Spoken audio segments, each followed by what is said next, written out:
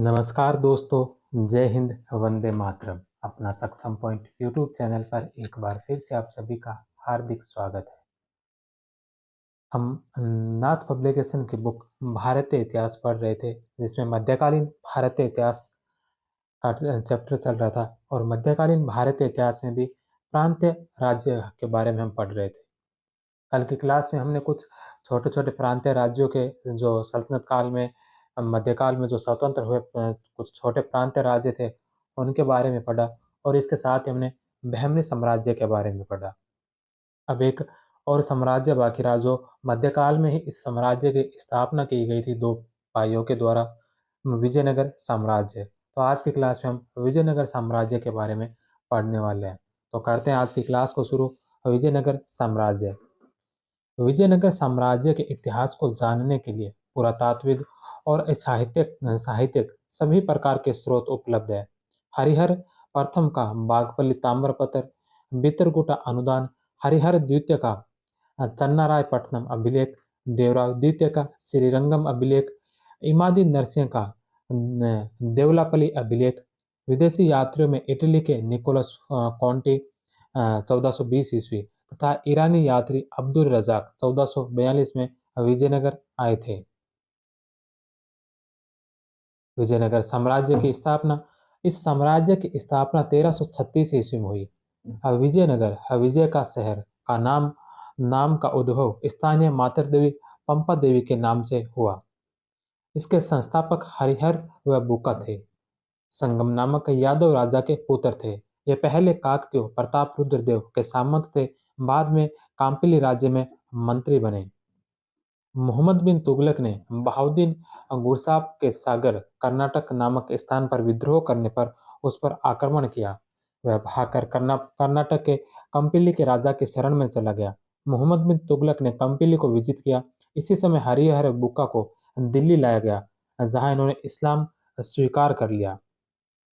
बाद में उन्हें दक्षिण में विद्रोह सोमदेव का विद्रोह को शांत करने के लिए भेजा। दोनों भाइयों ने इस्लाम त्याग कर गुरु माधव विद्यारण्य के सहयोग से शुद्धि प्राप्त कर पुनः हिंदू धर्म स्वीकार कर लिया। हरिहर व बुक्का ने अपने गुरु और श्रृंगेरी के विद्यारण्य तथा इनके भाई सायन वेदों के प्रसिद्ध भाष्यकार थे की प्रेरणा से तुंगभद्रा नदी के दक्षिणी तट पर अन्यगुड़ी के सामने विजयनगर शहर की स्थापना की। विजयनगर साम्राज्य की राजधानियों का क्रम अन्यगुड़ी 1336 से 42 तक रही। विजयनगर 1342 से 1570 तक पेनुकोंडा जो 1570 से लेकर और यह रही थी 1614 ईस्वी तक। इसके पश्चात चंद्रगिरी 1614 ईस्वी में। हम्पी हस्तानती विजयनगर की पुरानी राजधानी का प्रतिनिधित्व करता है। विजयनगर का वर्तमान नाम हम्पी हस्तिनावती है। राष्ट्रीय सिक्का वरहा यह एक स्वर्ण सिक्का था। धर्म सेव कृष्णदेव राय ने वैष्णव धर्म अपनाया था। बाकी यहाँ के अधिकतर शासक शैव धर्म से संबंधित रहे हैं। राजभाषा तेलुगु लिपि नंदिनागढ़ी। मुद्राओं पर अंकित आकृतियां हरिहर प्रथम वराह हनुमान एवं अरुण। तुलु वंश ने हनुमान, गरुड़, उमा महेश्वर, वेंकटेश्वर और बालकृष्ण की आकृतियां अंकित कराई। सदाशिव राय ने लक्ष्मी नारायण। आरवीडु वंश के शासकों ने वेंकटेश, शंख तथा चक्र की आकृतियां मुद्राओं पर अंकित करवाई। सिक्कों पर शासकों के नाम कन्नड़ व नागरी लिपि में मिलते हैं। संगम वंश। विजयनगर साम्राज्य में टोटल 4 वंशों ने शासन किया था, जिसमें पहला है संगम वंश, जिसने 1336 से लेकर 1485 ईस्वी तक शासन किया था। यह विजयनगर साम्राज्य का प्रथम वंश था। हरिहर व बुक्का ने अपने पिता संगम के नाम पर यह नाम रखा। हरिहर प्रथम संगम वंश का प्रथम शासक था। हरिहर प्रथम 1336 से लेकर 1356 ईस्वी तक हम्पी हस्तिनावती की नींव डाली। विरूपाक्ष शिव के प्रतिनिधि के रूप में शासन किया। इनकी पहली राजधानी अन्यगुड़ी थी। बाद में विजयनगर को अपनी राजधानी बनाया। 1343 में नई राजधानी के रूप में विजयनगर का शहर तुंगभद्रा के दक्षिणी किनारे पर बसाया गया। हरिहर ने 1346 ईस्वी में होयसल राज्य को अपने राज्य में मिला लिया। 1340 ईस्वी में बादामी वातापी को जीतकर अपने राज्य में मिला लिया। 1347 ईस्वी में कदम प्रदेश को जीतकर अपने राज्य में शामिल किया। काकतीय राजव्यवस्था का अनुसरण कर अपने राज्य को देश स्थल तथा नाडुओं में विभाजित किया। 1346 ईस्वी में हरिहर प्रथम ने अपने संपूर्ण परिवार में 7 श्रृंगेरी में विजयोत्सव बनाया। हरिहर प्रथम को समुद्र का अधिपति कहा जाता है। बुक्का प्रथम बुक्का प्रथम 1356 से 1377 ईस्वी उपाधि वेद मार्ग प्रतिष्ठापक, 2 समुद्रों का अधिपति, राज सिंहासन का अवलंबन। यह हरिहर का भाई व उत्तराधिकारी था। 1346 ईस्वी में अन्यगुडी को राजधानी बनाकर हरिहर प्रथम के साथ संयुक्त शासन कर रहा था। अभिलेखों में उसे पूर्वी, पश्चिमी, दक्षिणी सागरों का स्वामी कहा गया, 3 समुद्रों का अधिपति। विजयनगर के निर्माण कार्य को पूरा करवाया। तमिलनाडु राज्य को जीतकर विजयनगर में शामिल किया। बहमनी तथा विजयनगर के बीच युद्ध का कारण रायचूर दोआब पर नियंत्रण को लेकर था। रायचूर दोआब कृष्णा व तुंगभद्रा नदियों के बीच स्थित था। यह क्षेत्र हीरो तथा लोहे की खानों के लिए प्रसिद्ध था। रायचूर दोआब में स्थित मुदगल के किले को लेकर बहमनी शासक मोहम्मद शाह प्रथम के साथ 1367 ईस्वी में युद्ध हुआ, जिसमें दोनों पक्षों द्वारा बारूद का प्रयोग किया गया। यह दक्षिण भारत में बारूद का प्रथम उपयोग था। दोनों में समझौते के अनुसार कृष्णा नदी को दोनों राज्यों की सीमा मान लिया गया। यह पहला अवसर था जब किसी बहमनी शासक ने विजयनगर की सीमा में प्रवेश किया। मदुरा विजय 1377 ईस्वी में इसके लिए अपने पुत्र कंपन को भेजा, जिसने मदुरा को विजित कर लिया। बुक्का प्रथम ने कंपन को मदुरा का वायसराय नियुक्त कर दिया। इससे विजयनगर का प्रसार रामेश्वरम तक हो गया। मदुरा पर मुस्लिम आक्रमण के समय वहां से सुरक्षा की दृष्टि से हटाई गई रंगनाथ जी की प्रतिमा को पुनः श्री रंगम ले जाकर मूल स्थान पर स्थापित करवाया। कंपन की पत्नी गंगा देवी ने मदुरा विजय पर मदुरा विजयम नामक ग्रंथ लिखा। यह कविता संस्कृत में है। इसके कवि ने वीरा काम्प्राय चरितम नाम श्री दिया। यह विजयनगर साम्राज्य के एक राजकुमार और बुक्का के दूसरे पुत्र कुमार कंपन के जीवन का वर्णन करता है। धार्मिक दृष्टि से हिंदू धर्म की सुरक्षा का दावा किया, किंतु उसने अन्य धर्मों को भी स्वतंत्रता प्रदान की। वेद व अन्य धार्मिक ग्रंथों पर टीकाएं लिखवाई। वैदिक मग पर्वतका नामक ग्रंथ की रचना की। तेलुगु साहित्य को भी प्रोत्साहन दिया। इसके दरबारी नच्चन सोम तेलुगु कवि ने उत्तर हरिवंश की रचना की। वेदों के प्रसिद्ध भाष्यकार सायणाचार्य को परिचय दिया। 1374 में बुक्का प्रथम ने चीन में एक दूत मंडल भेजा। हरिहर द्वितीय 1377 से 1404 ईस्वी। उपाधि राजा धीराज, राज परमेश्वर व महाराजा धीराज। विजयनगर का पहला शासक जिसने यह उपाधियां धारण की थी, राजव्यास व राज वाल्मीकि। यह उपाधि वल्लूर अनुदान पत्र में मिलती है। इसमें इसे 27 शहरों का निर्माता भी कहा गया है। इसकी सबसे बड़ी सफलता पश्चिमी समुद्र तट पर बहमनी राज्य से 1377 ईस्वी में वेलगांव, कोंकण व गोवा को छीनना था। हरिहर द्वितीय ने श्रीलंका को भी जीता तथा वहां से कर प्राप्त किया। यह विरूपाक्ष शिव का रूप का उपासक था। वेदों का प्रसिद्ध टीकाकार सायणाचार्य उसका मुख्यमंत्री था। सुदर्शन संग्रह के लेखक माधवाचार्य ने हरिविलास के लेखक श्रीनाथ इसके दरबार में थे। इरुगाथा जैन नानार्थ रत्नमाला की रचना की। यह इसका सेनापति था। यह जैन धर्म का अनुयायी था। इसके काल में बहमनी व वारंगल के राजाओं ने विजयनगर के विरुद्ध गठबंधन बना लिया था। देवराय प्रथम 1406 से 1422 ईस्वी रायचूर दोआब को लेकर बहमनी शासक फिरोज शाह ने विजयनगर पर आक्रमण किया। सोनार की बेटी के युद्ध में देवराय प्रथम पराजित हुआ तथा हरजाने के रूप में 10 लाख खून, मोती व हाथी देने पड़े।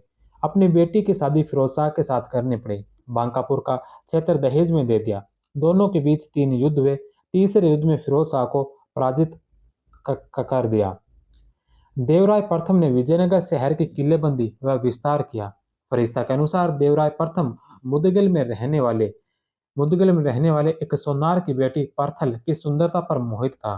तो भद्रा नदी पर बांध बनाकर विजयनगर तक नहरें निकाली। तुंगभद्रा से विजयनगर तक 24 किलोमीटर लंबे जल सेतु या जल प्रणाली का निर्माण किया। विजयनगर की सेना में सर्वप्रथम मुसलमानों को भर्ती देवराय ने ही किया। उसने हरिदा नदी पर बांध बनवाया। हरविलास नामक ग्रंथ के रचनाकार प्रसिद्ध तेलुगु कवि श्रीनाथ को संरक्षण दिया। इटालवी यात्री निकोलो कॉन्टी ने अपनी पत्नी के साथ विजयनगर की यात्रा की थी 1420 ईस्वी में। देवराय प्रथम शैव धर्म का अनुयायी था। देवराय प्रथम की आराध्य देवी पंपा देवी थी।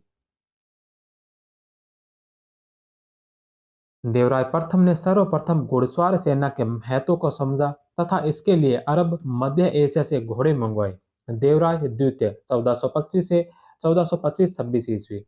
देवराय प्रथम के बाद थोड़े समय के लिए रामचंद्र तथा वीर विजय शासक बने। देवराय द्वितीय की उपाधि अ, गजबेटकार हाथियों का शिकारी तथा इमाडी देवराय। जनता इसको इंद्र का स्वामी मानती थी। बहमनियों के मुकाबले शक्तिशाली सेना बनाने के लिए सेना में सर्वप्रथम वृहद स्तर पर मुसलमानों की भर्ती शुरू की तथा उन्हें जागीरें दी। एक मस्जिद भी बनवाई तथा सिंहासन के आगे कुरान रखवाई ताकि मुस्लिम उसकी इज्जत करे। उसने सेना में 2000 तुर्की धनों की भर्ती की। उन्हें जागीरें दी गई। फारसी राजदूत अब्दुल रजाक ने विजयनगर की यात्रा की। अब्दुल रजाक ईरान के शासक मिर्जा शाहरुख के दूत के रूप में भारत आया। समुद्री व्यापार में वृद्धि के लिए लंकन दंडेश नामक मंत्री को नियुक्त किया। अपने लिंगायत धर्मावलंबी मंत्री लंकन दंडेश या लक्ष्मण को दक्षिणी सागर का स्वामी की उपाधि दी। लंकन दंडेश या लक्ष्मण ने शिवतो चिंतामणि ग्रंथ की रचना की। इसमें लिंगायत के सिद्धांतों एवं अनुष्ठानों से संबंधित वर्णन किया। जस्कनाथ को अपना मंत्री नियुक्त किया। देवराव द्वितीय संगम वंश का महानतम शासक था। उसने आंध्र में 1428 ईस्वी में कोंडाविद का दमन कर कृष्णा तक विजयनगर की उत्तरी पूर्वी सीमा का विस्तार किया तथा वेल्लम के शासक को अपनी अधीनता स्वीकार करने के लिए बाध्य किया। नुनीज के अनुसार क्यूलोन श्रीलंका पुलिकट पेगु वर्मा व तेनासरिम वर्मा के राजा देवराव द्वितीय को कर देते थे। उसने संस्कृत ग्रंथ का महान नाटक सुधा निधि व बादरायण की रचना की। ब्रह्मसूत्र पर टीका की रचना की। संस्कृत कवि दिनदिमा उसका दरबारी कवि था। कन्नड़ कवि चामरस ने प्रभुलिंग लीला की रचना की। जब तेलुगु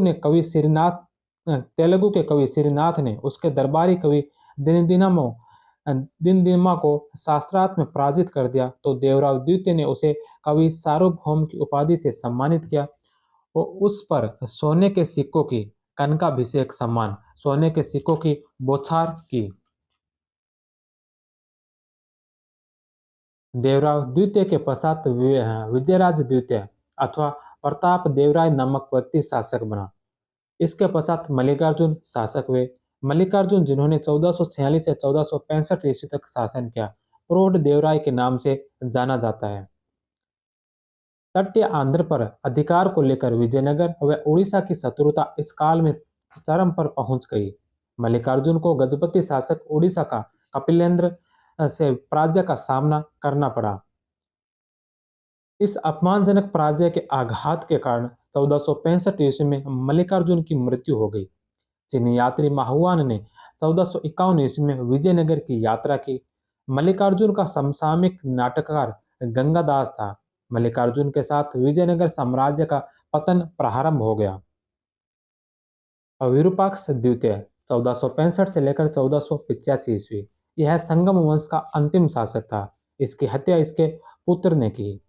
चंद्रगिरी के गवर्नर सालू नरसिंह के एक सेना नायक नरसा नायक ने राजप्रसाद पर अधिकार कर लिया और सालू नरसिंह को राजगद्दी पर बैठाया। यह घटना प्रथम बला प्रहार कहलाती है। प्रथम बला प्रहार ने संगम राज्यों से समाप्त हुआ और सालू राजवंश की स्थापना हुई। सालू राजवंश बहुत ही कम अवधि तक रहा था। सालू राजवंश 1485 से लेकर 1505 ईस्वी तक इसने शासन किया। इसके प्रथम शासक थे नरसिंह सालू। इसने अरब व्यापारियों को अधिक घोड़े आयात करने के लिए प्रोत्साहित किया। इसने नरसा नायक नामक व्यक्ति को अपने अल्पवयस्क पुत्र का संरक्षक नियुक्त किया। नरसा नायक ने सालू नरसिंह को पुत्र इमादी नरसिंह को पेनुकोंडा के किले में नजरबंद कर दिया। 1505 में नरसा नायक के पुत्र वीर नरसिंह ने इमादी नरसिंह की हत्या कर स्वयं सिंहासन पर बैठ गया तथा विजयनगर के तृतीय राजवंश की स्थापना की। इस घटना को द्वितीय बलाप्रहार अपहरण कहा गया। द्वितीय बलाप्रहार द्वारा सालू वंश का पतन हुआ और तुलुव वंश की स्थापना हुई। तुलुव वंश 1505 से 1517 ईस्वी, जिसके संस्थापक वीर नरसिंह थे। 1505 से 1509 ईस्वी तक इन्होंने शासन किया। वीर नरसिंह इसने अपनी घुड़सवार सेना को शक्तिशाली बनाने के लिए पुर्तगाली गवर्नर अल्मीडा से पुर्तगालियों द्वारा लाए गए सभी घोड़ों को खरीदने के लिए एक समझौता किया। नीलकंठ शास्त्री ने नरसा नायक को द्वितीय अपहरणकर्ता कहा है। इसने उमतूर और श्रीरंगपट्टनम के हेवना सामंतों के विद्रोह को भी असफल किया। इसने विजयनगर साम्राज्य के कुछ क्षेत्रों से विवाह कर की समाप्त कर दिया। वीर नरसिंह ने भुजबल की उपाधि धारण की। पुर्तगालियों ने इसे बुसबलराव नाम दिया। कृष्णदेवराय 1509 से 1529। इनका जन्म 8 अगस्त 1509 को कृष्ण जन्माष्टमी के दिन हुआ। उपाध्याय नंदन गोप, कन्नड़ राज्य रमारमण, आंध्र भोज, विष्णुचित और अभिनव भोज। यह विजयनगर का महानतम शासक था। बाबर ने अपनी आत्मकथा बाबरनामा में कृष्णदेवराय को तत्कालीन भारत का सबसे शक्तिशाली कहा है।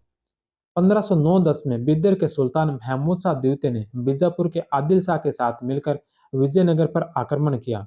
अदोनी के निकट विजयनगर की सेनाओं ने उसे पराजित किया। इस युद्ध में बीजापुर के शासक यूसुफ आदिल शाह मारा गया। 1512 ईस्वी में बीजापुर को परास्त कर रायचूर व गुलबर्गा के किले पर अधिकार कर लिया। बिदर पर आक्रमण कर बहमनी सुल्तान महमूद द्वितीय को कारागार से मुक्त कर पुनः बिदर की गद्दी पर बिठाया तथा यवन राज स्थापनाचार्य का विरुद्ध धारण किया। 1520 ईस्वी में बीजापुर के सुल्तान इस्माइल आदिल शाह को रायचूर में फिर परास्त किया। रायचूर दोआब पर अधिकार कर लिया। रायचूर दोआब पर पुनः अधिकार करने के इस अभियान में पुर्तगाली सेनापति क्रिस्टेमाओ डी फिगिरेडो व उसकी सैन्य टुकड़ी ने बहुत सहयोग दिया। महानवमी महोत्सव पर इस पुर्तगाली सेनापति का सम्मान किया गया। कृष्णदेवराय की उड़ीसा में व्यवस्था का लाभ उठाकर गोलकुंडा के सुल्तान कुली कुतुब शाह ने विजयनगर की सीमा पर स्थित पांगल और गुंटूर के किलों पर अधिकार कर लिया। कृष्णदेवराय के सेनापति सालू तिम ने गोलकुंडा की सेना को पराजित कर दिया। पुर्तगाली गवर्नर अल्बुकर्क ने 1510 में फादर लुई के नेतृत्व में एक व्यापारिक व दूत मिशन विजयनगर भेजा। इसने भटकल में कारखाना लगाने की अनुमति दी।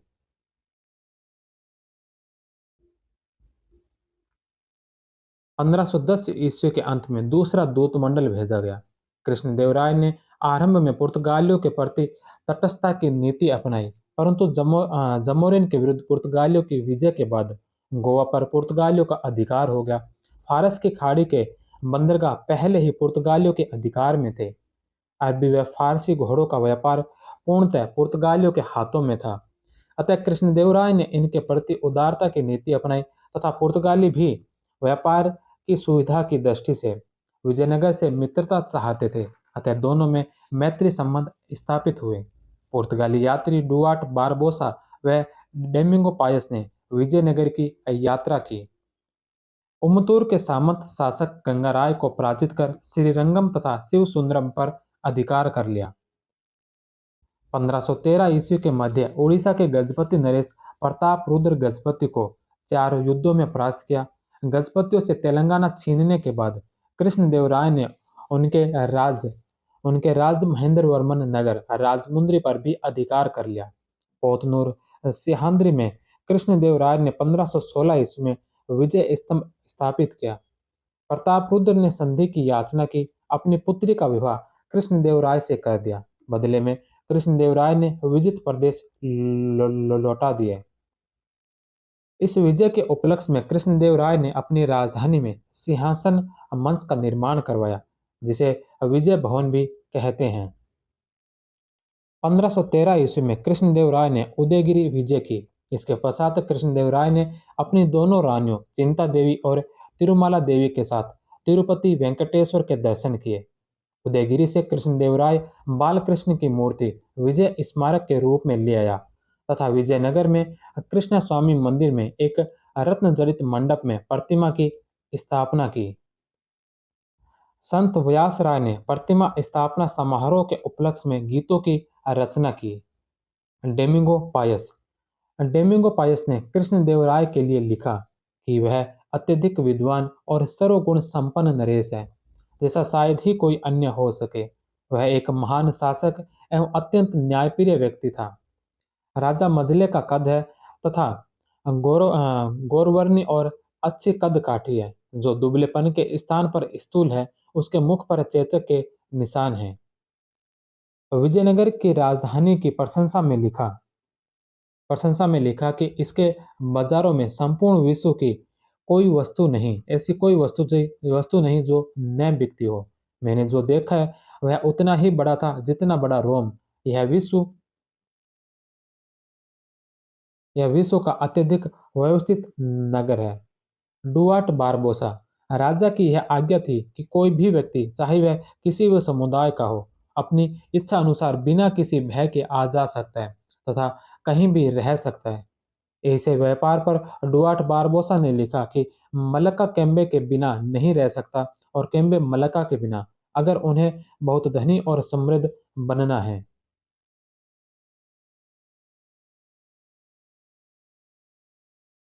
कृष्णदेव राय की सांस्कृतिक उपलब्धियां। अमुक्त माल्याद इसकी रचना कृष्णदेव राय ने तेलुगु भाषा में की।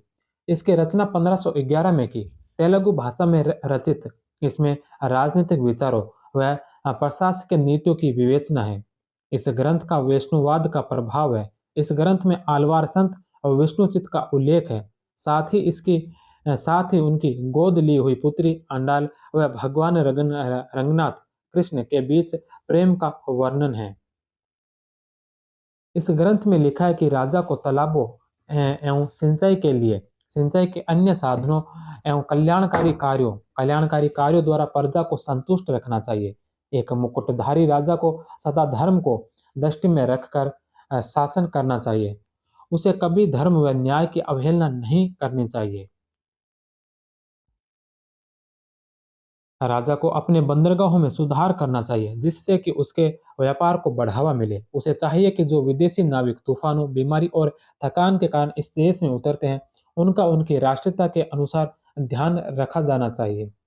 महान विद्वान व विद्या प्रेमी होने के कारण कृष्णदेव राय को तेलुगु भोज, आंध्र भोज व अभिनव भोज कहा जाता था। उसका काल तेलुगु साहित्य का क्लासिकल युग माना जाता था। उसने तेलुगु भाषा के 8 विद्वानों दिग्गज को संरक्षण दिया। प्रमुख अलासानी पेड्डना वह संस्कृत व तेलुगु भाषाओं का ज्ञाता था। तेलुगु कविता का पितामह व आंध्र कविता का पितामह कहा जाता है। इसकी रचनाएं सौरोचित संभव या मनुचरितम। इसकी कहानी मार्कंडेय पुराण से ली गई है। इसमें द्वितीय मनु की उत्पत्ति तथा परवर व वरुचिनी की प्रेम कथा का वर्णन है। इस रचना के लिए कृष्णदेव राय ने पेड्डाना की पालकी को कंधा देकर सम्मान प्रकट किया। हरिकथा सारम की भी रचना की है। दूसरा नंदितिम परिजात हरण।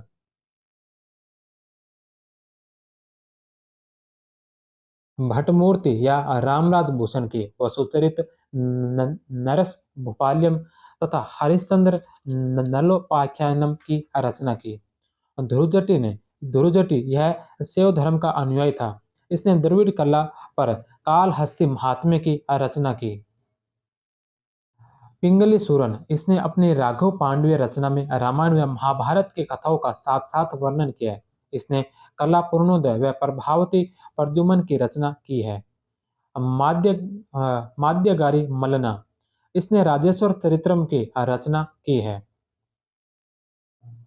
अय्यल राजू राजभद्र इसने रामाभुद्यम की रचना की है। तेनालीराम या तेनाली कृष्ण राम की रचनाएं पांडुरंग महात्म्य, उद भट्टाचार्य चरितम शिव धर्म पर और घटिकाचल महात्म्य भ्यू। तेलुगु साहित्य के पंच महाकाव्य आयुक्त माल्यद, मनु चरितम, वसु चरितम, राघव पांडित्य और पांडुरंग महात्म्य। व्यास राय यह कृष्णदेवराय का राजगुरु था जो वैष्णव मत का अनुयायी था। व्यास राय की रचनाएं भेदोज जीवन, तात्पर्य चंद्रिका, तर्क पांडव और न्यायमृत। वीरभद्र कालिदास की अभिज्ञान शाकुंतलम का तेलुगु भाषा में श्रृंगार संकुतला के नाम से अनुवाद किया। महाभारत के अश्वमेध पर्व का जैमिनी भारत नाम से तेलुगु अनुवाद किया। कृष्णदेवराय ने संस्कृत भाषा में जाम्बवती कल्याणम एवं उषा परिणय की रचना की। कृष्णदेवराय ने अपनी मां नगला देवी की स्मृति में नागलपुर की स्थापना की। होसपेट नामक नगर अपनी पत्नी की स्मृति में बसाया। हजारा मंदिर राम को समर्पित तथा विठल स्वामी मंदिर बनवाया। हजारा मंदिर राज परिवार की स्त्रियों के लिए बनाया गया था। विठल स्वामी मंदिर से 56 तक्षित स्तंभ संगीत में स्वर निकलते हैं।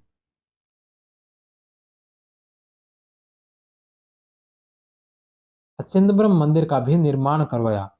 अंबारामा में तदाप्ति और पार्वती का मंदिर तथा कांचीपुरम में वरदराज और एकम्बनाथ मंदिर का निर्माण करवाया। उड़ीसा विजय के उपलक्ष्य में सिंहासन मंच और विजय भवन का निर्माण करवाया।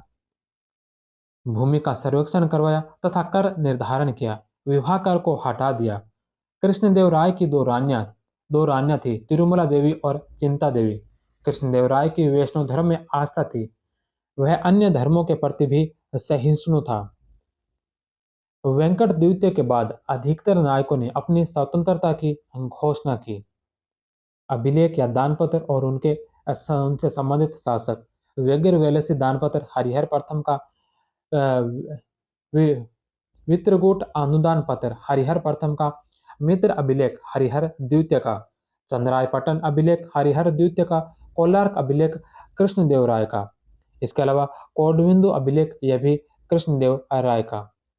कृष्णदेव राय ने आमुक्त माल्याद में लिखा कि प्रजा के कल्याण के उद्देश्य को सदैव आगे रखो।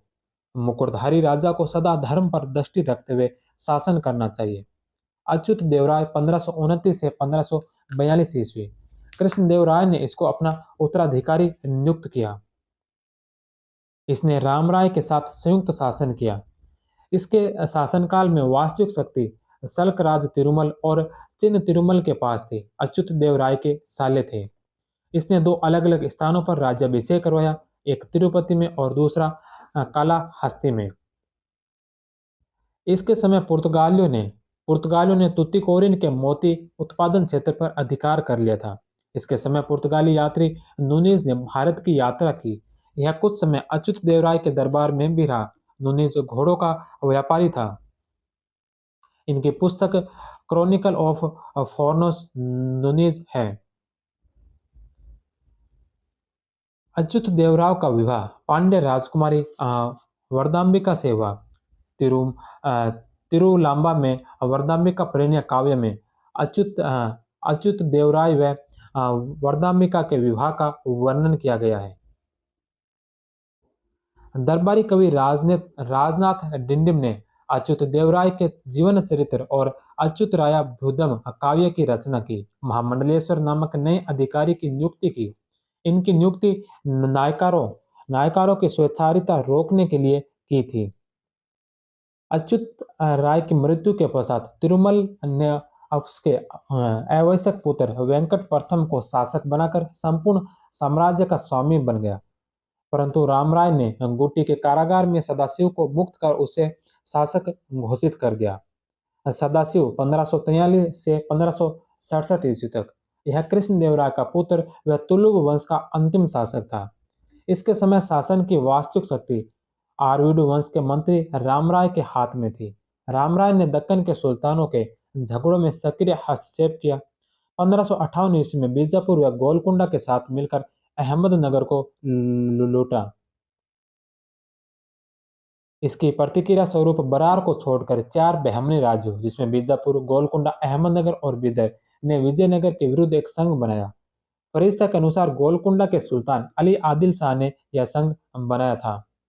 सिराजी के अनुसार अहमदनगर के हुसैन निजाम शाह ने यह संघ बनाने की योजना बनाई। नीलकंठ शास्त्री के अनुसार इब्राहिम कुतुब शाह गोलकुंडा व हुसैन निजाम शाह अहमदनगर ने यह संघ बनाने की योजना बनाई थी। बरार इस संघ में गोलकुंडा से शत्रुता के कारण शामिल नहीं हुआ।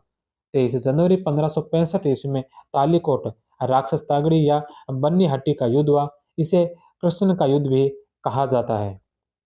फरिश्ता ने इसे तालीकोटा का युद्ध कहा। विजयनगर की सेना का नेतृत्व रामराय तथा बहमनी राज्यों की सेना का नेतृत्व हुसैन निजाम शाह कर रहा था। इस युद्ध में विजयनगर के 2 मुस्लिम सेनापति गिलानी बंधु बहमनी राज्यों से मिल गए। इस युद्ध में विजयनगर की पराजय हुई। रामराय को युद्ध मैदान में हुसैन निजाम शाह ने अपने हाथों से मारा। रामराय का भाई वेंकटाद्रि भी मारा गया। एन वेंकटरमणिया ने इस युद्ध को विजयनगर का वाटरलू वाटरलू करार दिया। आर सेवेल इस युद्ध का प्रत्यक्षदर्शी था।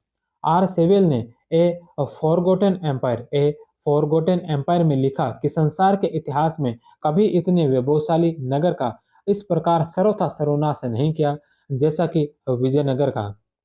तालिकोटा के युद्ध के बाद विदेशी यात्री सीजर फ्रेडरिक ने विजयनगर की यात्रा की थी। विजयनगर का अंतिम वंश आरवीडु वंश 1570 से 1672 तक इसने शासन किया। तालीकोटा के युद्ध के बाद रामराय के भाई तिरुमल ने विजयनगर के स्थान पर पेनगोंडा को अपनी राजधानी बनाया। इसने तुमुल वंश के सदाशिव राय को अपदस्थ कर 1570 ईस्वी में आरवीडु वंश की नींव डाली। तिरुमल 1570-72 ईस्वी को पतनशील कर्नाटक राज्य का उद्धारक कहा जाता है। भट्टमूर्ति ने अपना ग्रंथ वसुचरितम तिरुमल को समर्पित किया है। इसने भाषाई आधार पर अपने साम्राज्य को 3 पुत्रों में विभाजित किया। श्रीरंगम प्रथम को तेलुगु क्षेत्र पेनगोडु, राम को कन्नड़ क्षेत्र श्रीरंगपट्टनम और वेंकट द्वितीय को तमिल क्षेत्र चंद्रगिरी। श्रीरंग प्रथम 1572 से 85, वेंकट द्वितीय ने 1585 से 1614 ईस्वी तक शासन किया। यह आरवीडु वंश का महानतम शासक था। इसने पेनुगोंडा से चंद्रगिरी राजधानी स्थानांतरित की। वेंकट का स्पेन के राजा फिलिप द्वितीय से सीधा पत्र व्यवहार था। 1598 ईस्वी में वेंकट ने अपने दरबार में ईसाई पादरियों का स्वागत किया। इसने पुर्तगालियों को वेल्लोर में गिरजाघर निर्मित करने की अनुमति प्रदान की। 1610 ईस्वी में वेंकट द्वितीय ने डचों को पुलिकट में कारखाना खोलने की अनुमति के साथ साथ व्यापार की अनुमति भी प्रदान की। 1612 ईस्वी में ओडियार के राजा ने वेंकट द्वितीय की अनुमति लेकर मैसूर राज्य की स्थापना की। चित्रकला में रुचि होने के कारण 2 जेसुइट चित्रकार अपनी सेवा में रखे। दार्शनिक ताताचार्य इसके दरबार में था। वेंकट द्वितीय के बाद परवर्ती शासक श्रीरंग द्वितीय, रामदेव, वेंकट तृतीय और श्रीरंग तृतीय। वेंकट तृतीय वेंकट तृतीय के एक मंत्री दरमेला वेंकटप्पा ने 1639 में अंग्रेजों को कोवल में अनुदान तथा मद्रास पट्टनम में दुर्ग बनवाने की अनुमति प्रदान की, जो आगे चलकर फोर्ट सेंट जॉर्ज बना। श्रीरंग तृतीय आरवीडु वंश व विजयनगर का अंतिम शासक था। संगम वंश ने सर्वाधिक 149 वर्षों तक शासन किया, जबकि सालू वंश ने सबसे कम 20 वर्ष तक शासन किया था। विजयनगर परिमंडल में मदुरई, चिंगलेपुट, दक्षिणी आर्काट, तिरुनवेली के क्षेत्र आते हैं। विजयनगर के पतन का प्रमुख कारण समृद्धि और अनेक शत्रु का होना। ब्रटन स्टाइन के अनुसार विजयनगर युद्ध का राज्य था। विजयनगर का वर्तमान नाम हम्पी, हस्तनावती, हम्पी के भग्नावशेष की खोज 1800 ईस्वी में कर्नल कॉलिन मैकेंजी ने की थी। 1976 में 1976 में हम्पी को राष्ट्रीय महत्व के स्थल के रूप में मान्यता मिली। 1986 में हम्पी को यूनेस्को द्वारा विश्व पुरातत्व स्थल घोषित किया गया। विजयनगर के शासक और उनकी उपाधियां। हरिहर प्रथम हरिहर प्रथम की उपाधि थी राज सिंहासन का अवलंबन और समुद्र का अधिपति। बुका प्रथम की उपाधि थी दो समुद्रों का अधिपति, वेदमार्ग प्रतिष्ठापक। हरिहर द्वितीय की उपाधियां महाराजा धीराज, राज परमेश्वर, राज व्यास और राज वाल्मीकि। देवराज द्वितीय की उपाधि इमादी देवराय, गज वेकटकार, हाथियों का शिकारी। पुरोधा मल्लिकार्जुन की उपाधि प्रौढ़ देवराय, वीर नरसिंह की उपाधि भुजबल और बुसबल राव। कृष्णदेवराय की उपाधि थी यवनराज, स्थानमाचार्य, नंदगोप, महाकाव, कन्नड़ राज्य, रमा रमणा, अभिनव भोज, आंध्र पितामह, आंध्र भोज, मूरत रायरा गंदा।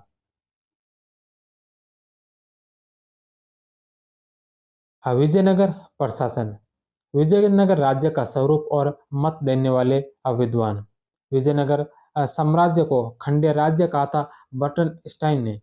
युद्ध राज्य या सैनिक राज्य कहा था नीलकंठ शास्त्री ने। सामंत राज्य की उपाधि दी थी डोमिंगोपायस ने। वहीं सर्वाधिकारवादी राज्य कहा था नुनीज ने। सर्वाधिकारवादी निरंकुश राज्य बताया था वी स्मिथ ने।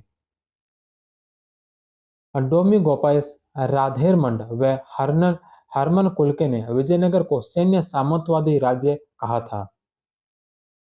विजयनगर के शासकों में राजत्व की धारणा बहुत ऊंची थी। राज्य व्यवस्था पर अपनी पुस्तक में कृष्णदेव राय राजा को सलाह देता था कि जो कुछ तुम देखो या सुनो उसे उपेक्षित किए बिना बहुत सावधानी के साथ और अपनी क्षमता के अनुसार तुम्हें सज्जनों की रक्षा, दुर्जनों को दंड देने के काम पर ध्यान देना चाहिए।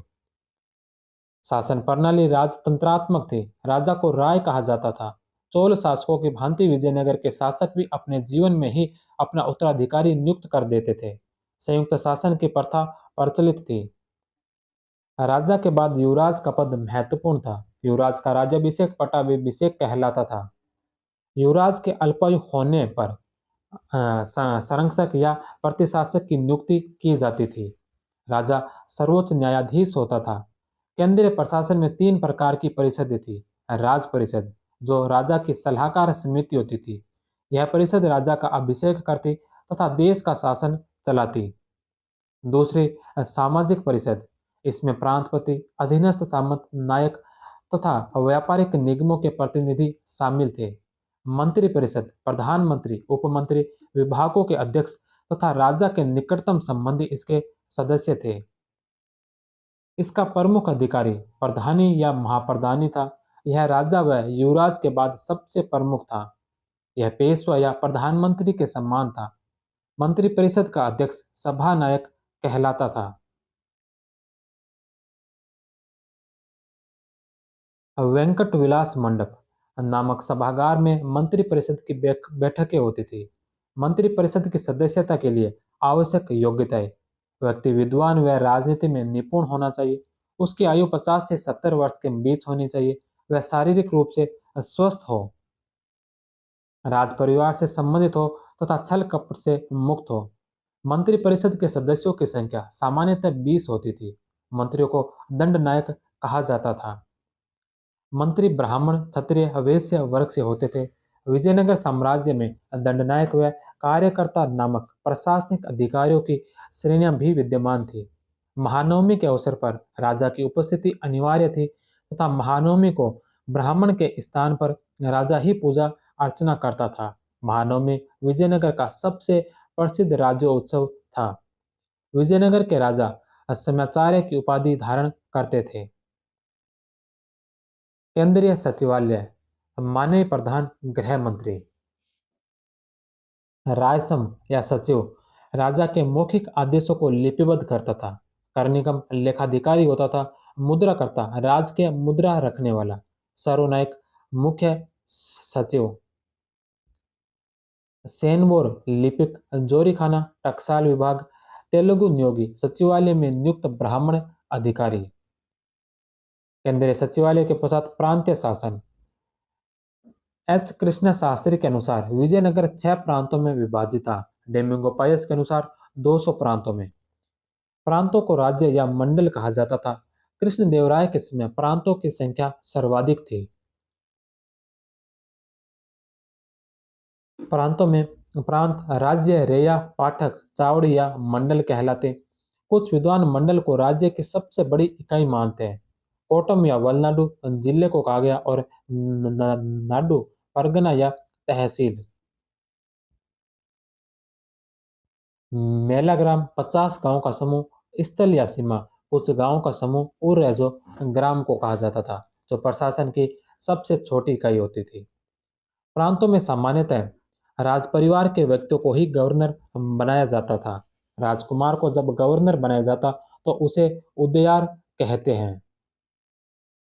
प्रांतों के मुख्यालय को कावाड़ी या उकावाड़ी कहा जाता था। प्रांतपतियों को नायक, दंडनायक या सूबेदार कहा जाता था।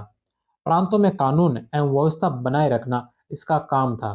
प्रांतीय राजस्व एक निर्धारित अंश 1/3 केंद्र के पास भेजते थे।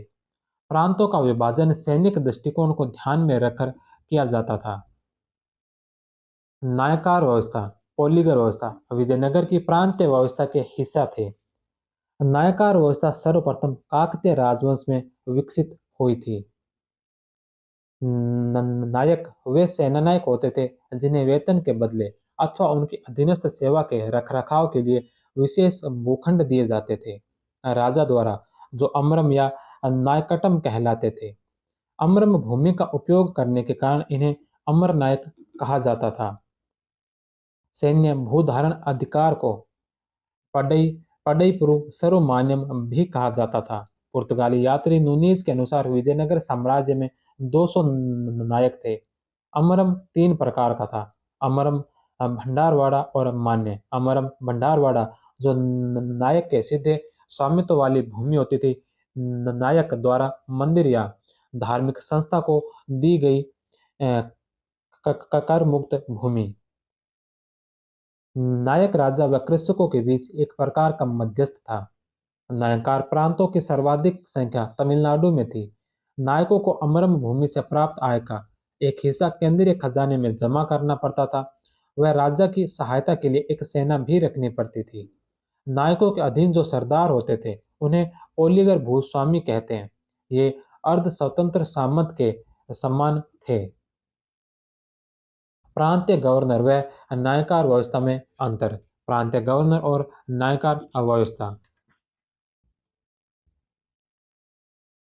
प्रांतीय गवर्नर प्रांत में राजा का प्रतिनिधि होता था। वहीं नायकर यह केवल सैनिक सामंत होता था जिसे केवल वित्तीय व सैनिक दायित्वों का निर्वहन करना होता था। प्रांतीय गवर्नर कम स्वायत्तता प्राप्त थी। प्रांतीय गवर्नर को जो कम स्वायत्तता प्राप्त थी, राजा इसके मामले में हस्तक्षेप कर सकता था। वहीं गवर्नरों की तुलना में अधिक स्वायत्तता थी। राजा इसके मामलों में हस्तक्षेप नहीं कर सकता था। प्रांतीय गवर्नर यह ब्राह्मण होते थे। वहीं नायकार यह सामान्यतः ब्राह्मण नहीं होते थे। प्रांतीय गवर्नर का स्थानांतरण होता था, वहीं नायकार का स्थानांतरण नहीं होता था। प्रांतीय गवर्नर पर उत्तरदायित्व कम होता था, वहीं नायकार पर इनके उत्तरदायित्व अधिक थे, जैसे जंगलों को साफ करना, कृषि भूमि का विस्तार करना, कृषि एवं आय समृद्धि की रक्षा करना। नायक केंद्र में 2 अधिकारी रखता था। साम्राज्य की राजधानी में स्थित नायक जो सेना का सेनापति होता था। विजयनगर में नियुक्त उसका प्रशासनिक एजेंट जिसे प्रधानपति कहा जाता था। नायकार व्यवस्था विजयनगर के विनाश का कारण बने। अच्युत देवराय के नायकों पर नियंत्रण स्थापित करने के लिए महामंडलेश्वर की नियुक्ति की गई। स्थानीय शासन विजयनगर साम्राज्य में स्थानीय शासन भी अविकसित अवस्था में था। प्रांतों का विभाजन वलनाडु या कोटम कमिश्नरी नाडु स्थल एवं ग्राम में हुआ। नाडु ग्राम से बड़ी इकाई थी। सभा और नाडु विजयनगर की स्थानीय प्रशासनिक संस्थाएं थी। सभा, महासभा और महाजन, इसमें गांव या क्षेत्र विशेष के प्रमुख लोग हिस्सा लेते थे। सभा सिर्फ ब्राह्मणों को दिए गए गांव गांव में होती थी, जबकि और जो सर्वसाधारण गांव की सभा थी, ब्रह्मदेव गांव की सभाओं को चतुर्वेदी मंगलम कहा गया। नाडू गांव की एक बड़ी राजनीतिक इकाई थी। इसकी सभा को भी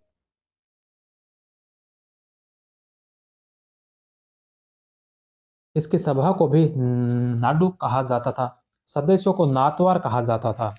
महानायकाचार्य नातवार के कार्यों का निरीक्षण करने के लिए केंद्र द्वारा नियुक्त प्रतिनिधि।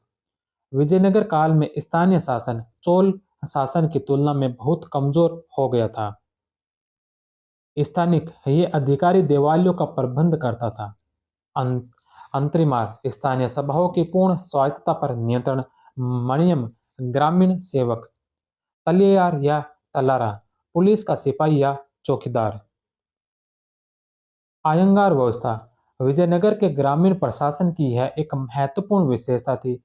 इसके अनुसार प्रत्येक ग्राम को एक स्वतंत्र इकाई के रूप में संगठित किया जाता था।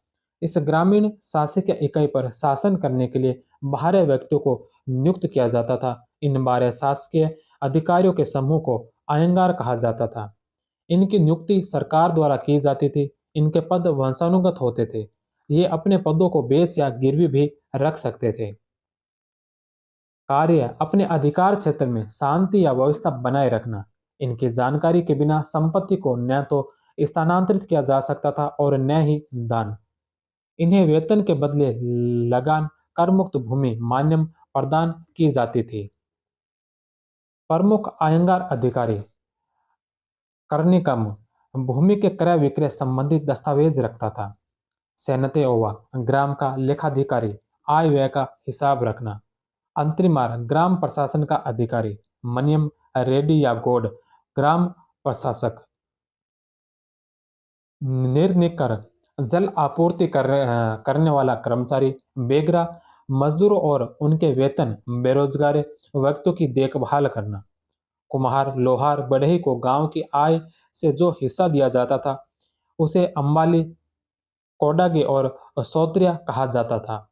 सुवर्ण दया नगद दिया जाने वाला भुगतान को कहा गया। दयान वस्तुओं के रूप में किया जाने वाला भुगतान।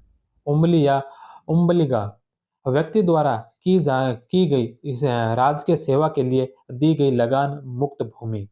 अयंगार व्यवस्था ने स्थानीय स्वायत्तता व ग- गणतंत्रों के गणतंत्रों के मुक्त जीवन को समाप्त कर दिया। न्याय व्यवस्था राजा सर्वोच्च न्यायाधीश होता था। विजयनगर शासक सम्याचार्य की उपाधि धारण करते थे। सामाजिक एवं धार्मिक विषयों पर निर्णय देने वाले न्यायाधीश देसरी अथवा सम्याचार्य कहलाते थे।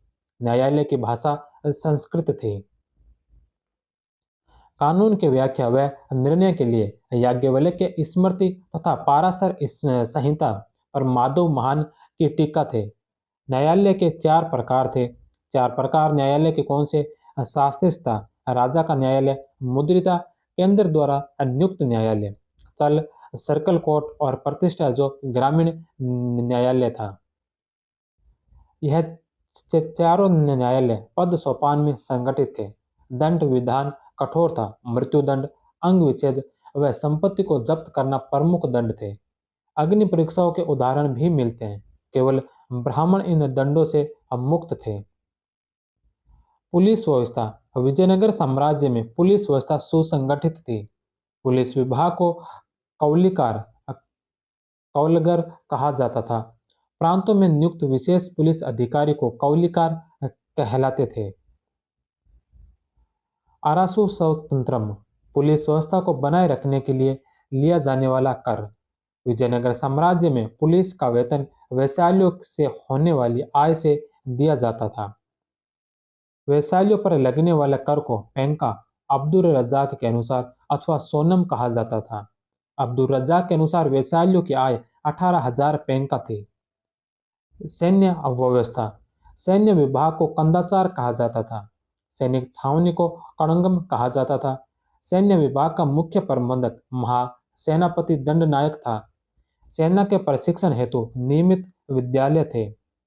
नीलकंठ शास्त्री ने सैनिक शिविरों को चलता फिरता नगर कहा। निकोलो कॉन्टी के अनुसार विजयनगर साम्राज्य में 90,000 तथा अब्दुल रज्जाक के अनुसार 11 लाख सैनिक थे।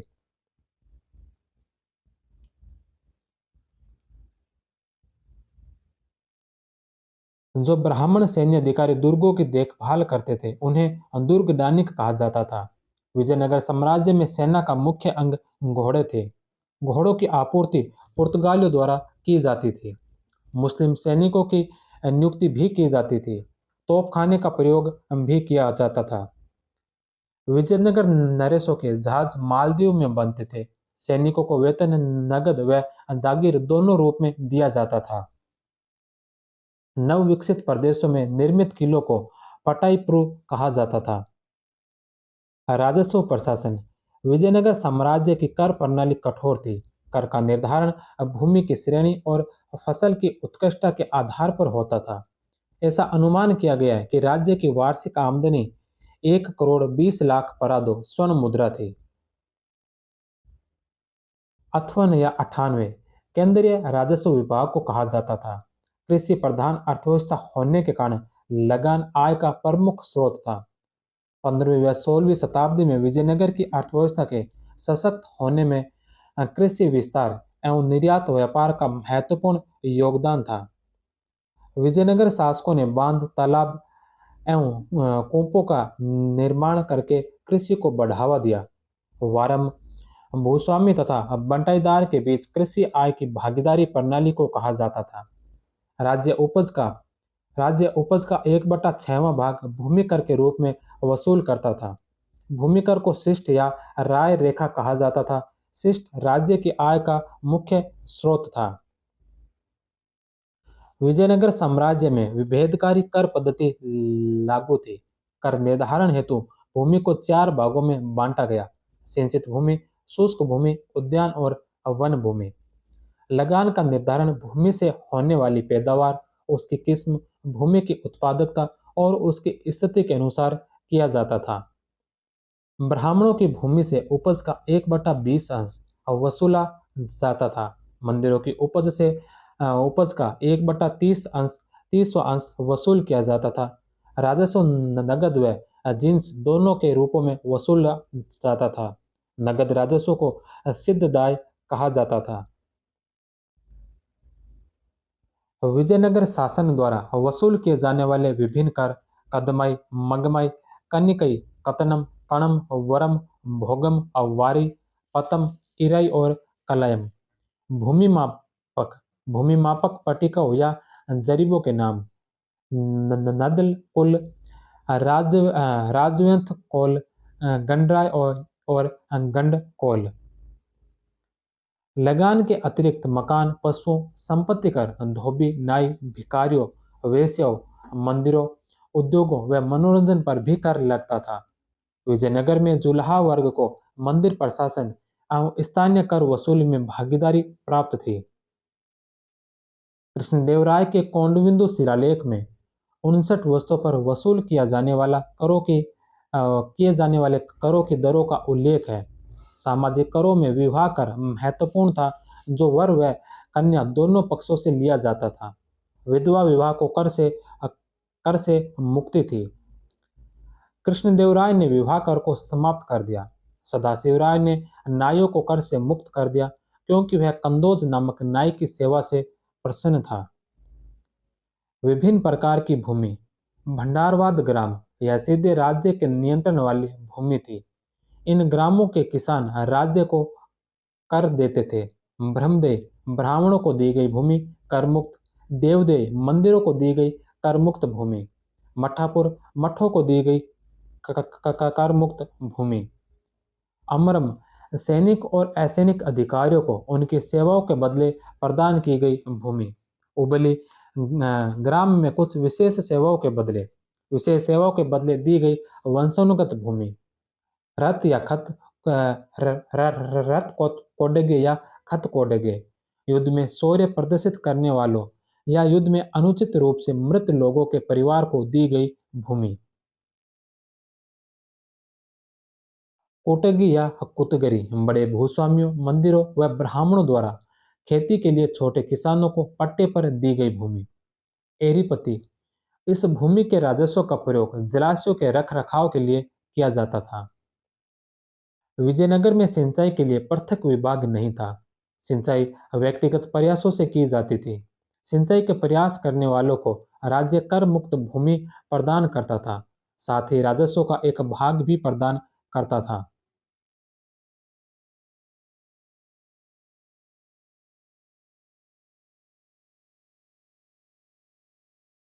विजयनगर के शासकों ने तुंगभद्रा नदी पर मदांग झील का निर्माण किया।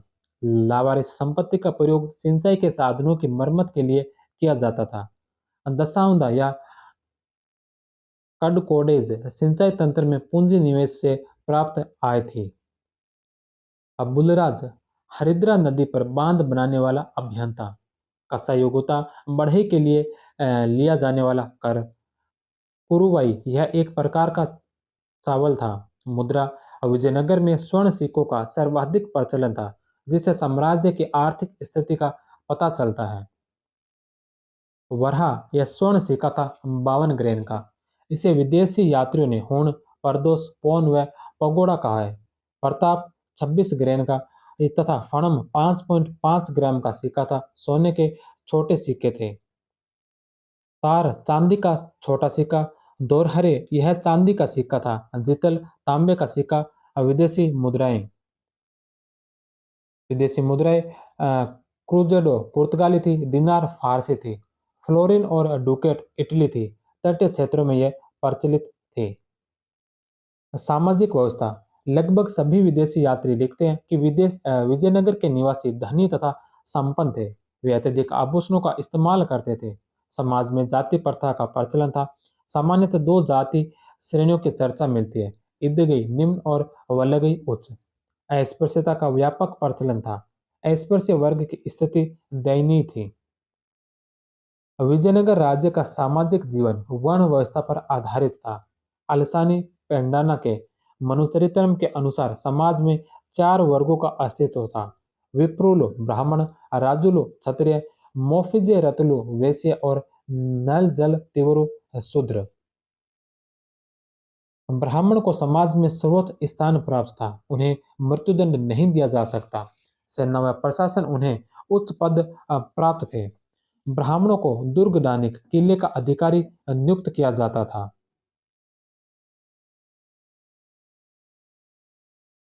चैटी वर्ग व्यापार करता था।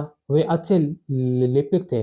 बारबोसा लिखता है कि वे यानी कि चैटी धनाढ्य और सम्मानित हैं तथा बहुत साफ जीवन बिताते हैं।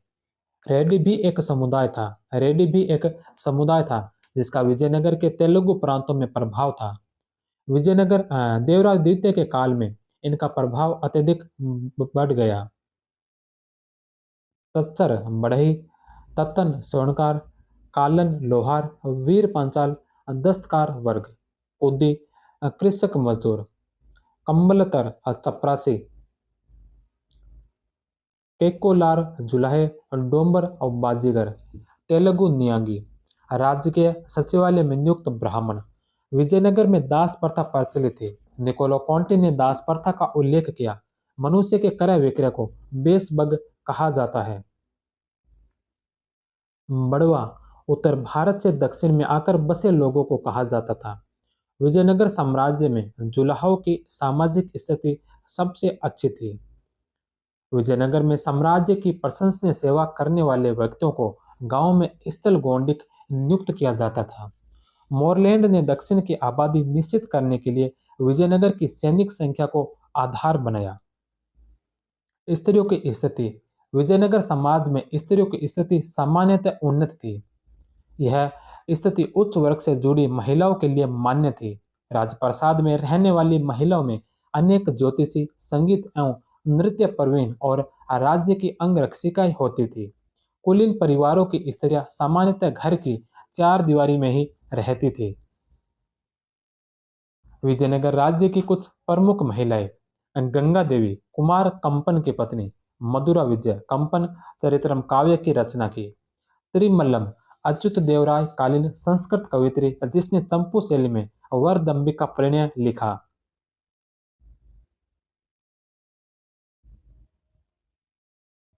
घटिका शतक मदुरा के रघुनाथ नायक की पत्नी। यह संस्कृत और तेलुगु में 1 घंटे में 100 श्लोकों की रचना करती है। होनम यह प्रौढ़ देवराय के राजप्रसाद की रीडर थी। नूनीज के अनुसार स्त्रियां अंगरक्षिका, योद्धा, सुरक्षाकर्मी व लेखाधिकारी का कार्य करती थी। नूनीज ने स्वयं नूनीज ने स्वयं ने राजमहल की सुरक्षा में तैनात महिला अंगरक्षिकाओं को देखा था। कुलीन परिवारों में कन्याओं का विवाह अल्पायु में ही कर दिया जाता था। कन्यादान को आदर्श विवाह माना जाता था। विजयनगर एकमात्र साम्राज्य था जिसने विशाल संख्या में स्त्रियों को विभिन्न राजकीय पदों पर नियुक्त किया। कृष्णदेवराय के दरबार में महिला अंगरक्षिकाओं का वर्णन मिलता है। राजा सामंतों व उच्च वर्गों को छोड़कर बाकी समाज में एक पत्नी प्रथा प्रचलित थी।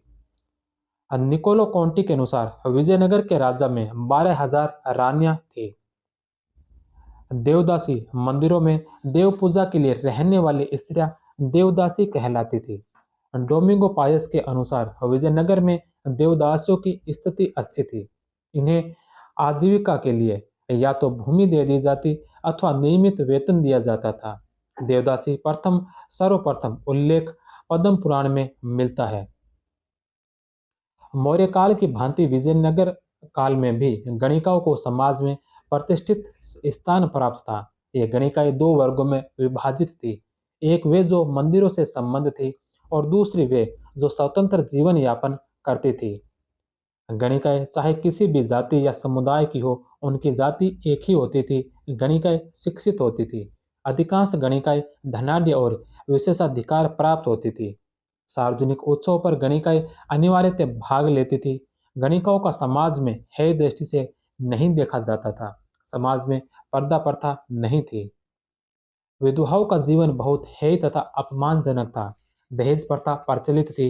विजयनगर में दहेज प्रथा बहुत ज्यादा बढ़ गई, जो ब्राह्मण समुदाय ने मिलकर दहेज को अवैधानिक घोषित कर दिया। देवराय द्वितीय कालीन 1424-25 का अभिलेख अब्दुल रज्जाक राजधानी में वैशालियों का उल्लेख करता है। सती प्रथा हरिहर प्रथम कालीन 1334 ईस्वी के एक अभिलेख में मालकोड़ा नामक महिला का अपने पति की मृत्यु के बाद सती या सहगमन करने का उल्लेख है। सती होने वाली स्त्रियों की स्मृति सती स्मारक सतीकल या महासतीकल या महासता जासू स्थापित किए जाते थे। बारबोसा, नूनीज, रोजर फ्रेडरिक, पित्रो देलवाले आदि विदेशी यात्रियों ने सती प्रथा का आंखों देखा वर्णन किया है। बारबोसा के अनुसार सती होने वाली महिला को मादक द्रव्यों का सेवन कराया जाता था। बारबोसा के अनुसार लिंगायत, चोटियों और ब्राह्मणों में सती प्रथा प्रचलित नहीं थी। नूनीज के अनुसार तेलुगुआ में सती प्रथा प्रचलित नहीं थी। राज्य सती प्रथा को संरक्षण नहीं देता था।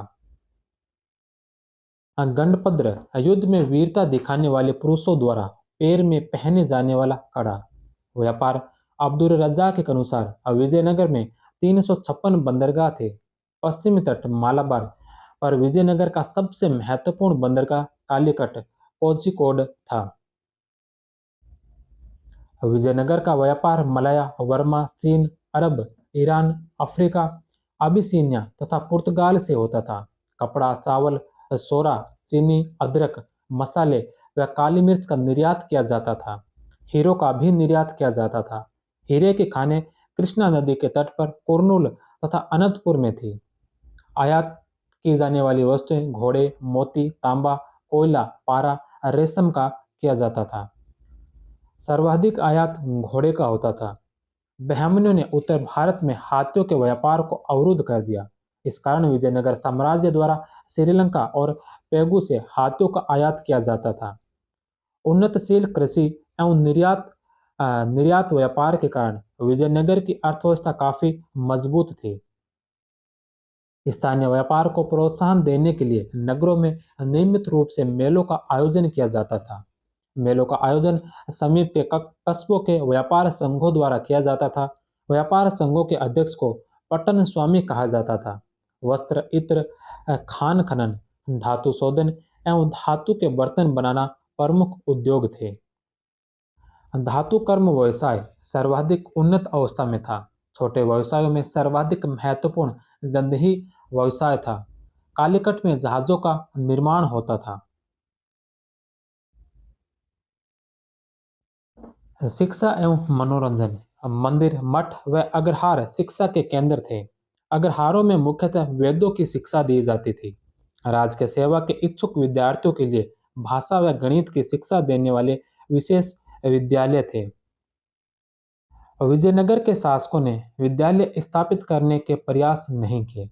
मारथोमा ने लोगों के पहनावे का उल्लेख किया। विजयनगर के अभिजात वर्ग में जूते पहनने का प्रचलन था। सामान्य जनता जूते नहीं पहनती थी। पावड़ स्त्रियों द्वारा पहने जाने वाला पेटीकोट। सामान्यतः स्त्री व पुरुष दोनों आभूषण पहनते थे।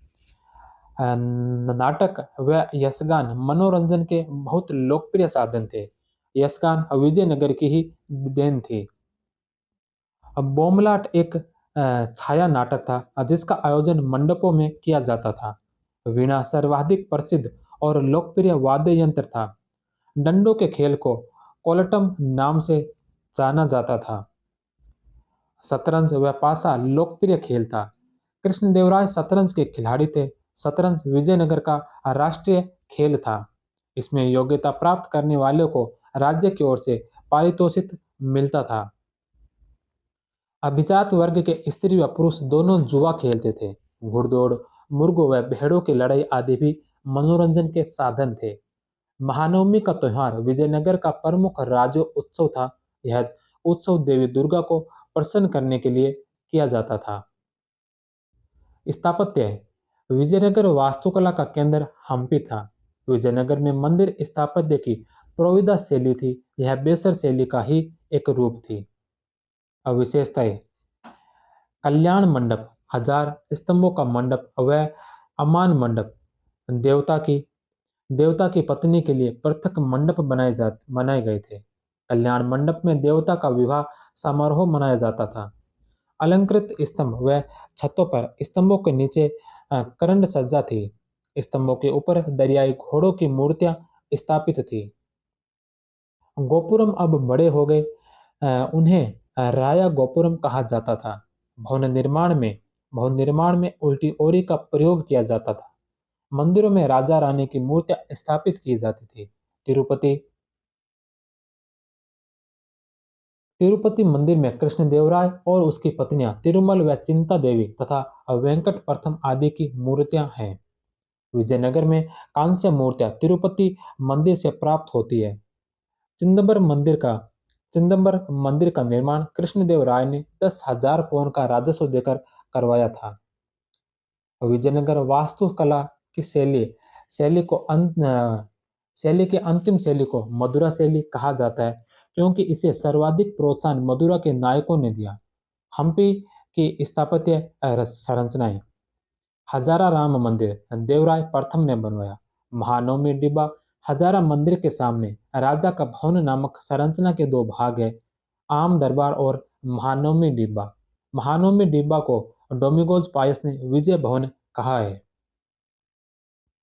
रानी का हमाम, राजदरबार के मनोरंजन के लिए निर्मित लोटस महल या कमल महल, यह 2 मंजिला है। यहाँ पर राजा अपने परामर्शदाताओं से मिलता है। विठल मंदिर, यह हम्पी का सबसे बड़ा व सर्वश्रेष्ठ मंदिर है।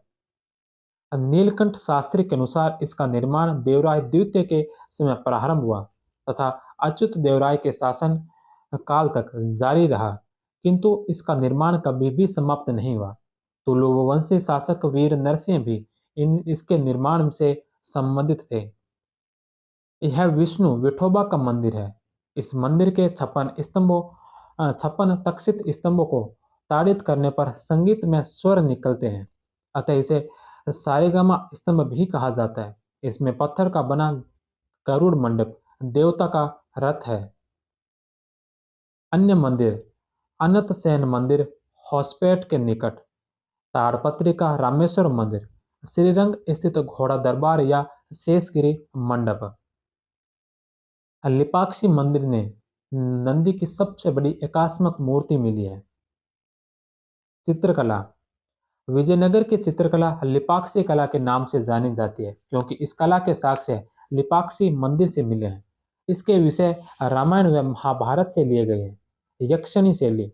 विजयनगर में नृत्य और संगीत को मिलाकर एक शैली विकसित हुई जो यक्षिणी शैली के नाम से जानी जाती है। आर्थिक संस्था के रूप में मंदिर। विजयनगर युग में मंदिरों को अर्ध राजनीतिक अधिकार प्राप्त था। ये आर्थिक गतिविधियों के केंद्र थे। मंदिरों को अनुदान के रूप में सर्वमान्य भूमि प्रदान की जाती थी। देवदान मंदिर। मंदिर को प्राप्त अनुदान के रूप में देवदान गांव से प्राप्त आय से धार्मिक कर्मचारियों का पोषण होता था। मंदिरों की कभी कभी स्थानीय कर वसूलने का भी अधिकार दिया जाता था। मंदिर विशाल भूस्वामी होते थे। उन्हें भूमि के क्रय विक्रय का अधिकार था। मंदिर बैंकों के रूप में भी काम करते थे। जरूरतमंद व्यक्तियों व ग्राम सभाओं को ऋण प्रदान करते थे। मंदिर लघु उद्योगों को बढ़ावा देते थे। अभिलेखों में मंदिर द्वारा बुनकरों को विशेष संरक्षण देने का उल्लेख मिलता है। मंदिर जंगलों को साफ कर भूमि को कृषि योग्य बनाते थे। सिंचाई के लिए नहरों एवं तालाबों का निर्माण करवाते थे। श्रीरंगम मंदिर में नगर अनुदानों का प्रयोग तिरुचिरापल्ली के व्यवसाय संघों को ऋण प्रदान में किया जाता था। साहित्य। संस्कृत साहित्य। सारण सुधानिधि, माधव विद्यारण्य, पाराशर माधव्य, राजकाल निर्णय, वामन भट्ट वाण, रेड्डी राजा पेड़ा कौमती वेम में के संरक्षण में, वेम भूपाल चरित, कनक लेखा कल्याण, पार्वती प्रणय, रघुनाथ चरित और नलाभ्युदय। रेड्डी राजा पेड़ा कौमती, अमृतशतक, साहित्य चिंतामणि, संगीत चिंतामणि व हाल की गाथा सप्तशती पर टीका। सिंह भोपाल की रसायन सुधाकर, राजनाथ की साल्वभुदय, दिवाकर परिजात हरण और रसमुंद्री, कृष्णदेवराय की जामवती कल्याण। तमिल साहित्य। मंडल पुरुष, निघंटू चिंतामणि। कन्नड़ साहित्य। कन्नड़ साहित्य में रामराज पंडित की वसुचरित, मधुरा की धर्मनाथ पुराण, भीमकवि की वासव पुराण, विरूपाक्ष पंडित की चेन्ना वासव पुराण, लंकना की शिव तत्व चिंतामणि और चामरस की प्रभुलिंग लीले। नरहरि की तोरवे रामायण, कन्नड़ भाषा का प्रथम रामायण। नारप्पा, इसने महाभारत के प्रथम 10 पर्वों का कन्नड़ में अनुवाद किया। उसने गढ़ के मंदिर में प्रतिष्ठित देवता को अपनी कृति समर्पित की, अतः इसे गढ़गीन भारत भी कहा जाता है। नारप्पा को कुमार व्यास की उपाधि दी गई। तिम्मन्ना ने महाभारत के शेष 8 पर्वों का अनुवाद कर इसे अपने संरक्षक कृष्णदेव राय के नाम पर कृष्ण राय भारत रखा। विद्यानंद की काव्य सार। तेलुगु साहित्य। तेलुगु विजयनगर की राजभाषा थी। श्रीनाथ की मरुत्राट चरित, श्रृंगार नेषद, हरविलास देवराज द्वितीय के दरबार में लिखे। शिवरात्रि महात्म्य, भीमखंड, काशीखंड, पालनाटी वीरचरित, इसमें गुंटूर के योद्धाओं का वर्णन है। वीरभद्र, वीरभद्र की जैमिनी भारत, सालू नरसी को समर्पित। कालिदास के अभिज्ञान शाकुंतलम का श्रृंगार संकुतला नाम से अनुवाद किया। आनंद भूषण। आनंद भूषण ने रामायण का तेलुगु में अनुवाद किया हरिहर के काल में।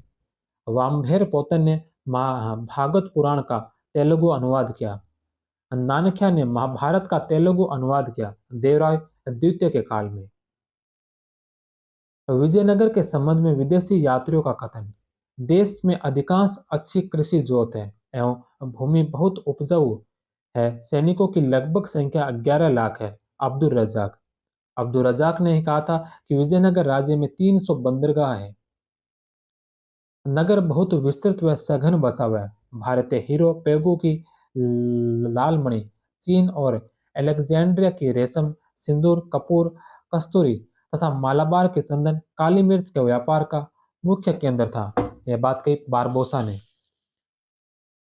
इसके अलावा बारबोसा ने कहा कि राजा ने इतनी स्वतंत्रता दे रखी है कि कोई भी व्यक्ति इच्छानुसार विचरण कर सकता है तथा अपने धर्म के अनुसार जीवन बिता सकता है। उसे न कोई कष्ट देगा, न यह पूछेगा कि ईसाई, यहूदी, मुस्लिम अथवा हिंदू हो। अब्दुल रज़ाक ने कहा कि विजयनगर जैसा नगर इस पृथ्वी पर न तो किसी ने देखा है और न ही कभी सुना है। संसार में उसके समान कोई अन्य नगर नहीं है। शहर सुरक्षा के लिए एक के अंदर एक 7 दीवारों से घिरा हुआ है। घेरा 165.75 किलोमीटर है, 64 मील का। देश इतना अच्छा बसा हुआ है कि संक्षेप में उसका चित्र प्रस्तुत करना कठिन है। राजा के कोष गृह में जितने गड्ढे खुदे हुए हैं,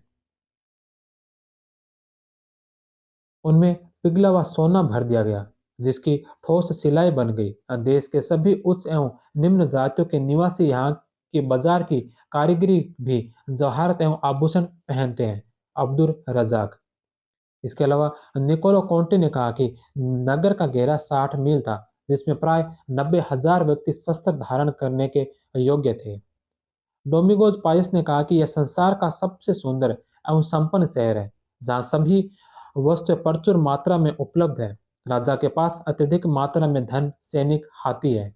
आपको यहाँ सभी देशों के नागरिक मिलेंगे।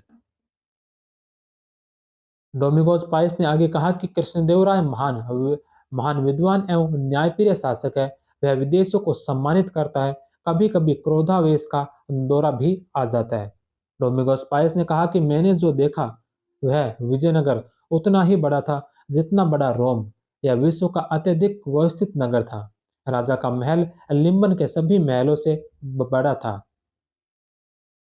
दक्कन के राज्यों के प्रमुख सरदार बहमनी के महमूद गवा, खलाफ हसन, अहमदनगर के मलिक अंबर, गोलकुंडा के मीर जुमला, मदना और अकना, बीजापुर के अफजल खां, मुरारी पंडित, विजयनगर के नरसा नायक, कुमार कंपा या कंपन।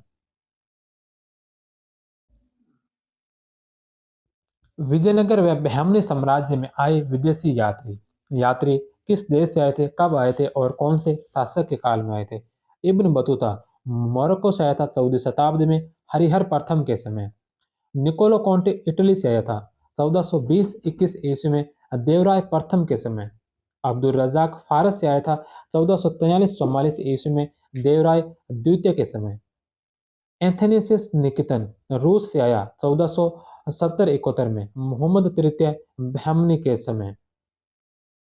डुआर्ट बारबोसा पुर्तगाल से आया था 1500 से 1516 ईस्वी तक यहाँ रहा था। कृष्णदेवराय के समय आया। बार्थोमा पुर्तगाल से आया था 1502 से 1508 तक यहाँ रहा, वीर नरसिंह के समय। डोमिगोज पाइस पुर्तगाल से आया था जो 1502 से 1522 तक यहाँ रहा, कृष्णदेवराय के समय। फर्नांडीज नूनीज पुर्तगाल से आया जो 1535 से 37 ईस्वी तक यहाँ रहा था, अच्युत देवराय के समय। सेवेल 1565 ईस्वी में तालीकोट का युद्ध का प्रत्यक्षदर्शी था। सीजर फ्रेडरिक जो पुर्तगाल से आया था, यह 1567-68 में सदाशिव के दरबार में आया था। सीजर फ्रेडरिक के अनुसार विजयनगर 24 मील के घेरे में बना हुआ है। यहाँ 16वीं शताब्दी में विजयनगर आने वाला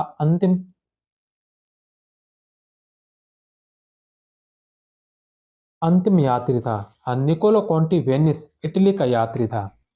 यह विजयनगर आने वाला प्रथम यूरोपीय यात्री था। विजयनगर को इसने विजय नगाल्या कहा है। इसने ही सर्वप्रथम विजयनगर में सती प्रथा का वर्णन किया है। केरो में अरबों ने इसे पकड़ लिया तथा इसके बच्चे को मौत के घाट उतार दिया था। अब्दुल रजाक समरकंदी ने मतलोस सादाइन व मजमूल बहरैन अर्थात दो भाग्यशाली ग्रहों की रचना का। इसने महानों में त्योहार का वर्णन किया। इसके अनुसार कुस्तुनतुनिया के सुल्तान अपने जहाजों का निर्माण बंगाल में करवाते थे। डोमिगोज पाइस ने विजयनगर के बाजार का वर्णन किया है। डोमिगोज पाइस विजयनगर शहर का वर्णन विश्व के सबसे अच्छे संभरण वाले शहर के रूप में करता है। नूनीज बाजार का वर्णन करते हुए उसमें बिकने वाली वस्तुओं का उल्लेख करता है। अब्दुल रज्जाक के अनुसार विजयनगर के लोगों के लिए भोजन की तरह गुलाब का फूल भी आवश्यक था। निकेतन भारत आने वाला पहला रूसी यात्री था। यह भारत में गरीबी का वर्णन करने वाला पहला यात्री था। 15वीं सदी में बिदर पहुंचने वाला एकमात्र यात्री यही था। सल्तनत काल में दक्षिणी भारत के क्षेत्रीय राज्य राज्य वंश और उनके संस्थापक। देवगिरी राज्य जहां यादव वंश का शासन था, जिसके संस्थापक थे भीलम। वारंगल, जिसमें काकतीय वंश का शासन था, जिसके संस्थापक थे चोल द्वितीय और रुद्र प्रथम। द्वार समुद्र द्वार समुद्र राज्य जहां होयसल वंश का शासन था, जिसके संस्थापक थे सल। और मदुरा, जहां पर पांड्य वंश का शासन था और इसके संस्थापक थे मारवर्मन सुंदर पांड्य। तो ये था हमारा जो चैप्टर प्रांतीय राज्यों का 8 नंबर चैप्टर। हमने नाथ पब्लिकेशन की बुक का ये जो चैप्टर किया। अब कल और परसों आगे 2-3 दिन हमने अभी जो 2 चैप्टर किए हैं, भक्ति आंदोलन और प्रांतीय राज्य, इन्हीं से संबंधित ऑब्जेक्टिव क्वेश्चनों की क्लास होगी, जो रवि कुलेरिया सर की मध्यकालीन भारतीय वस्तुनिष्ठ बुक है उसे। तो इन भक्ति आंदोलन और प्रांतीय राज्यों से संबंधित ऑब्जेक्टिव प्रश्न करेंगे और उसके बाद हम शुरू करेंगे मुगल काल को। तो मिलते हैं कल ऑब्जेक्टिव प्रश्नों के साथ। तब तक आप सभी का बहुत बहुत धन्यवाद। जय हिंद, वंदे मातरम।